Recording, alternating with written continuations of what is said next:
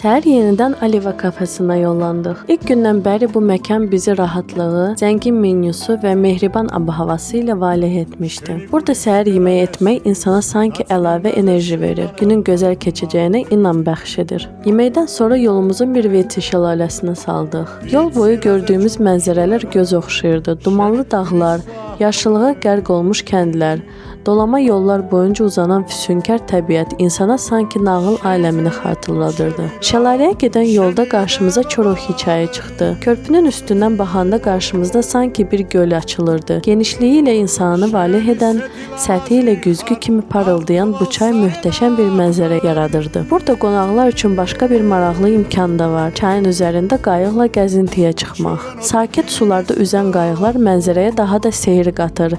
İnsana elə gəlir ki, sanki təbiətin qucağında nağılvari bir səyahətə çıxmısan. Şəlaləyə maşınla getmək mümkün olsa da, yolun çox dar olduğunu gördük və piyada yola davam etməyə qərar aldıq. Bu seçim bizi peşman etmədi. Hər adımda yeni gözəlliklər açılır.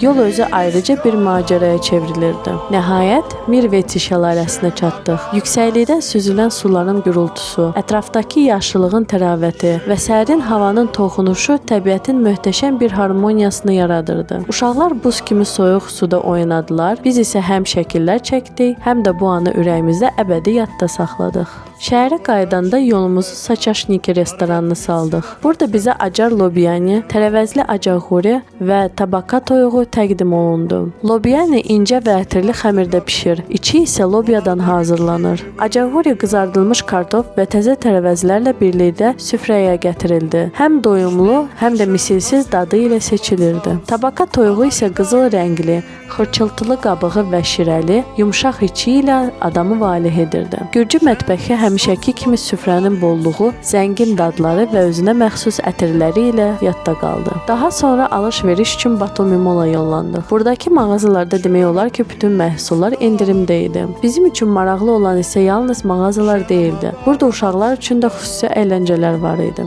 Onları kontakt zooparka apardıq. Dovşanları, dələləri, dəniz donuzlarını, balaca quzuları və toyuqları öz əllərimizlə yemləmək mümkündür. Uşaqlar heyvanlarla oynamaqdan böyük sevinc aldılar. Daha sonra isə uşaq əyləncə mərkəzində doyunca əyləndilər. Beləcə, günümüzü həm təbiətin möhtəşəm gözəlliyi, həm də şəhərin rahat və mehriban ab-havası ilə dolu keçdi. Axşam otelimizə qayıdarkən ürəyimizdə bir xoş duyğu var idi. Bu gün yaddaşımızda ömürlük iz buraxacaq qədər zəngin olmuşdu.